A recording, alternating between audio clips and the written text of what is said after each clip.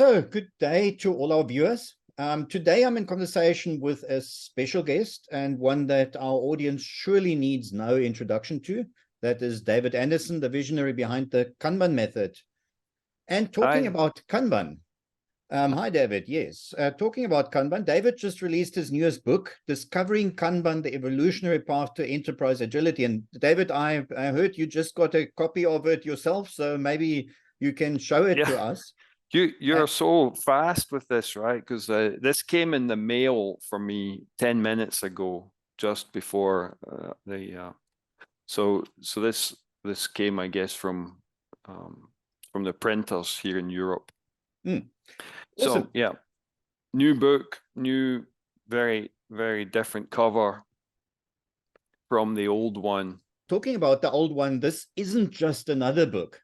It's the new version of the iconic, what we often call in the industry, the Kanban Blue Book, Right. that first hit the shelves in 2010 and became quite a cornerstone in the field. And I thought, who better to tell us more about this book than the author himself? So let's probably immediately dive in. And David, let's maybe start with the why and hear what prompted you to write this new edition and for whom you actually wrote it. Well, it's been 13 years, and I think there was always an expectation that there would be some sort of second edition of the original book. There were some small things that, small in terms of its one bullet point, but big in terms of its important definition in the method, that were not included in the first book. That the Kanban method was really defined as 5 general practices, or core practices they were called at the time. But the book contained lots of guidance on implementing feedback mechanisms like the operations review. In fact, an entire chapter on that topic, and half a chapter on replenishing your Kanban system, and so on. So it seemed to me obvious that that was part of the method, but it became quickly evident that people don't really read the book. They don't read the content. They just look for a few simple bullet points they can get off somebody's blog post. And the consequence was that maybe only 6 months after the book was published, I had to modify the method definition to explicitly call out that you must implement feedback mechanisms. So that's one example of a few things that changed in terms of making stuff that was already there much more obvious and self-evident. So it was expected there should be a second edition, but it's quite daunting to replace an iconic book and a best-selling book. And I think the original book was recognized as being very well written, with very professional standards and a lot of high values in its editorial content. And that's because the people that we use, the vendors that we use to produce the book, the copy editor, the people who do the layout, the proofreading, the internal images and so on, they all work for big publishers like Pearson Group, imprints like Prentice Hall and Addison Wesley. So our books were always produced at with the highest quality standards in terms of production values. So taking a book that's very well written with very high production values and replacing it, it has to be even better. And that was a very daunting prospect. So I started it twice over a 10-year period and abandoned the project twice. But what prompted you then in the end to now get to this version? And did you have somebody specific in mind for whom you wrote this? I think what we're looking for is clarity. That someone inside our company told me there are now 100 Kanban books that have been published, and most of those have been published by people we've never heard of, and they didn't consult us in any way to, check the accuracy of what they may have written. And in one or two cases where publishers had made authors check the accuracy of perhaps even just a chapter they were doing in another book, on several occasions, we put effort into giving them feedback and trying to correct misconceptions, and the authors simply refused to change their material. So I felt that it was time to have the definitive Kanban book, and in the end, it needs to be a series of books rather than publish one big fat 1,000-page book. Maybe it's better to have 4 200 to 250-page books. So I wanted to have clarity in the definitive reference set, and we have the print books, and then we'll have the online platform Kanban Plus, and that should be the definitive go-to reference for anyone who wants to understand what Kanban's all about and read it directly from the source. I think you already alluded to it now a bit and said this is part of a series.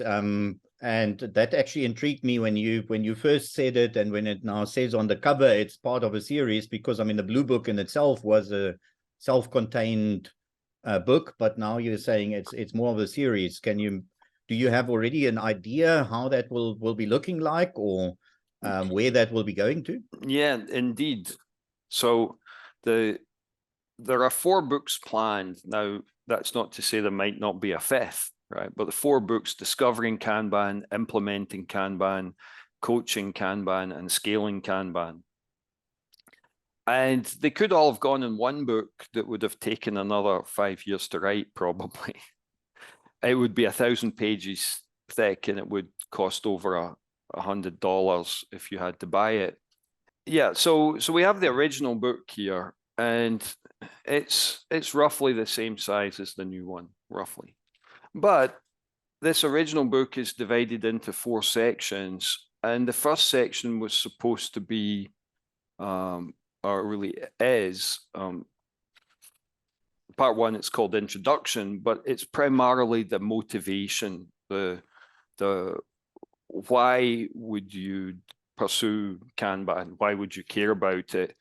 And understanding that motivation from the perspective of the people who were involved in the beginning. What motivated me, what motivated the groups I was working with, and some individuals like Dragos Dimitriou at Microsoft.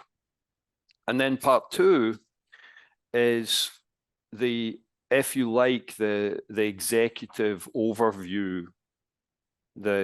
It's some implementation stories and some advice on how to be an effective manager, particularly if you've just been promoted into a managerial position for the first time.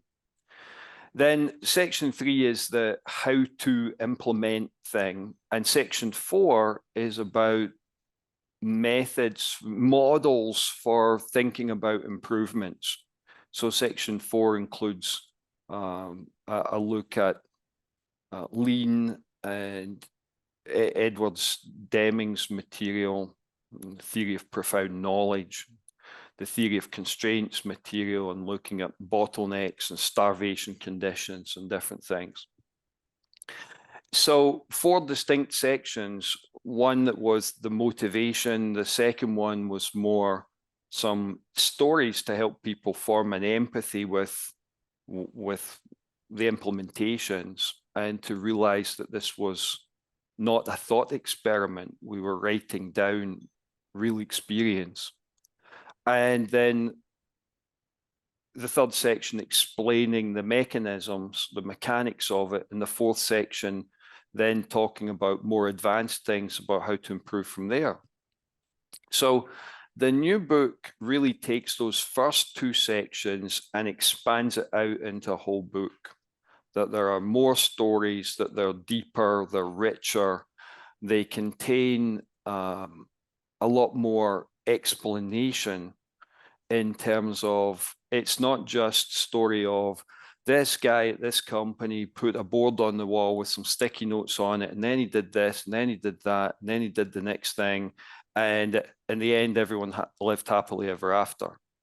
It's not that simple. The stories really, they need to tell this human story that every implementation, it comes from some place of pain or frustration, and it's a journey, and that journey is full of challenges, struggle. So the stories need to get into that depth, and writing case studies like that is a non-trivial thing, right? And it took us some years to gather the stories, and existing stories we had, we went back, we re-interviewed people.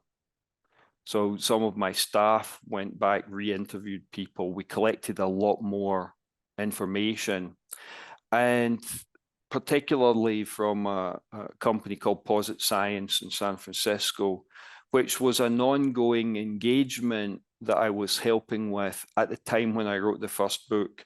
So while there were little snippets of things we knew to be true from the Posit Science experience, that was never captured as a story, and now it is. So there are much more and much deeper stories than before. And someone can read it. That this is a standalone book.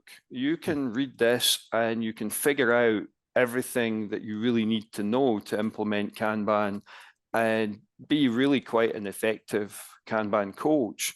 But it's not all spelled out step by step like some recipe. It's embedded into these stories. Fundamentally, I think books have to be readable. They have to have an empathy with the audience. They have to engage you emotionally and get you hooked so that you want to keep turning the pages. And there's no point in writing a book that people aren't going to read because it's just a very dry factual reference manual. Nowadays, if you want reference material, you look it up on the internet. That's not what books are for. I think there we are already coming into something that I wanted to anyway ask you, and that's a bit, where does this book or this book series now come in with the Kanban maturity model, which is the thick book that you wrote, and that's the reference, and that's in the KMM Plus, the KMM online version. So where does that fit in, the two of them? So the KMM book is primarily targeting Kanban coaches, and the main body of that book, section 3, is a practice by practice reference manual, which in a very dry form describes practices like putting checkboxes on the ticket that goes onto the Kanban board and why you would do that, how you implement it.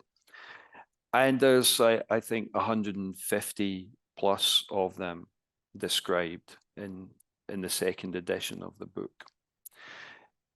Apart from that, the other sections of the book contain mostly coaching guidance on understanding the maturity of an organization and understanding its culture, and relating the organizational maturity and the culture to the patterns of Kanban implementation, and therefore knowing appropriateness. The KMM book's organized, if you look at the poster for the KMM, the general practices of Kanban, the 6 general practices, are across the columns, and the 7 organizational maturity levels are on the rows. The book is organized column by column. There's a huge chapter on visualization, a chapter on limiting WIP, a chapter on managing flow, and so on. Yeah, I think we don't need to go into too much detail on the KMM. I just wanted to see, and I think you've answered it quite nicely, to say what's the difference. The one is more for coaches and is really a reference manual, whereas the other one is much more a the stories and the how-tos. Yeah, this one, Discovering Kanban, is the stories. The next one, which I'm working on already, Implementing Kanban, we conceived that as Kanban by the numbers. So while the coaching manual, KMM, is organized by columns, the Kanban by numbers is organized by rows. So for the implementing Kanban, you're basically being asked a fairly simple question: which maturity level do you think your organization is? And if you think you're a 2, well, here's an entire chapter on implementing Kanban at maturity level 2, which will effectively work its way across that row on the KMM. But it's not enough just to have dry practice descriptions. We need to tell some stories about implementation to get people engaged and help them relate to it in practice. So it's not just a case of taking all the text out of the KMM and pasting it in to create the second book in this series, although that's how I started. Right? So the manuscript already has 75,000 words, and now it needs a lot of editing and rewriting in order to tell the stories behind every practice that's in the KMM existed in a real world implementation. We had to see it first before it went into our catalog. And I know most of those stories. So I'll be looking to explain, for example, a maturity level 2 Kanban system in its context with the appropriate stories. So the audience is clearly, I think, different. The Better with Kanban series is aimed at practitioners and managers and organizations who are asking the question, just tell me what to do. And perhaps they're also asking, tell me why, because I need to explain it to my boss. If you're saying the size of company that you normally would see these days that Kanban is for, is it any size? Is it more the enterprise? What are you thinking at the moment? And with your book as well, what are you targeting? Well, the interesting thing is that we have Kanban examples for individuals, and that could be some individual in an enterprise who offers a shared service, like the chief architect in an IT department. Or it could be your kids at home with fridge magnets on the fridge who are using a Kanban system to manage the chores and their homework and so on. So that's one end of the scale. And the other end of the scale is we know of at least 2 Kanban implementations that exceed 100,000 people. So everything in between, from 1 to 100,000 plus people, there is value to be extracted from it. Wherever you can perceive of the work that people or an organization are doing as a service, you can Kanban that service, and it will get more predictable. It will probably get faster. The quality will go up. Things that customers care about will improve. As you know, quite a few members of our audience here are also in the project management realm outside of IT. They're either project managers per se, or they deal with the change initiatives in their organizations that often take the form of projects. Right. And often that is also in addition to some business as usual. How does this book and how does Kanban in general apply to them and their specific challenges? Oh, probably in quite a lot of ways. Many years ago now, I think about 10 years ago, I did a keynote speech for a PMI Congress that was being held in Warsaw in Poland. And therefore I had to think about this at the time. And there are some very obvious low-hanging fruit to be picked. If you're your portfolio contains projects that you develop some product from the project and you deliver it, then your portfolio level, the deliverables have risks associated with them, particularly a cost of delay. And therefore, a portfolio Kanban board and visualizing those risks and treating different projects with different, essentially, classes of service because they have different cost of delay, that's a very obvious thing. Implement a portfolio Kanban board. But there are many other advantages that project managers can derive. Almost certainly there are a lot of shared services in the organization, and historically those are managed through some mechanism that's known as matrix management, which essentially says some person is supposed to work on our project some of the time. Now, in the original Kanban book, I refer to them as non-instant availability resources, because some of the time they're working on your project and some of the time they're off working for someone else. And if you need them right now, they might not be there, and now you have to wait.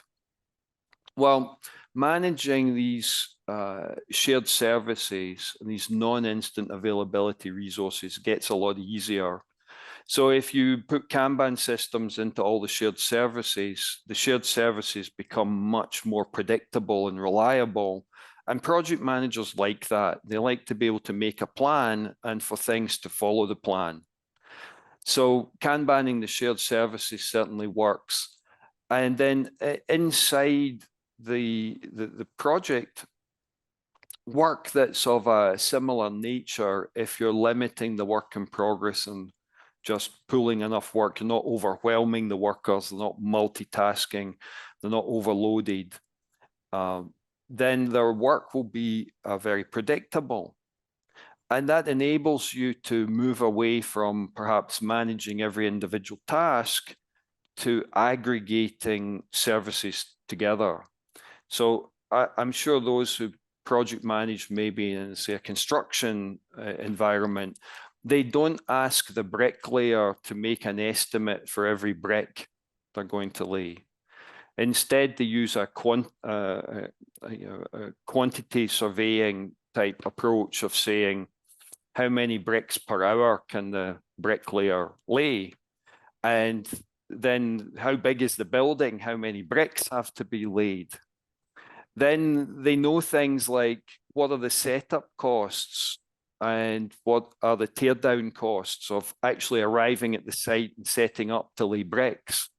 And when we're finished clearing up and going away again, and while we're doing it, what are the overall coordination costs and management supervision costs?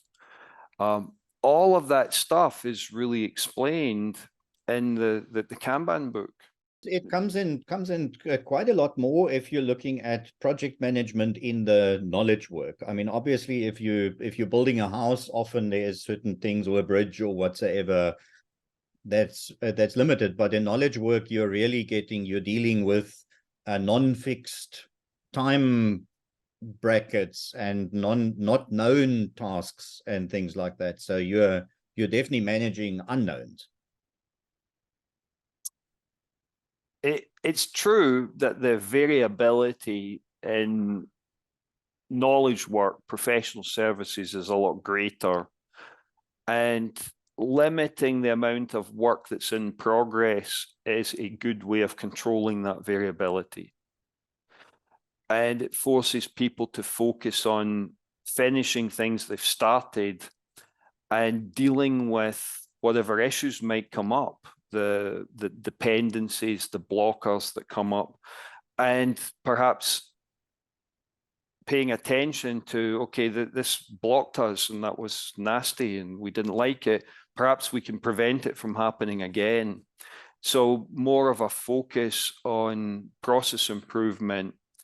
As a consequence, running projects gets a lot smoother and easier, a lot more effective. So I think that Kanban is really the project manager's friend. it enables them to be more effective, to be more professional, to be a better version of themselves.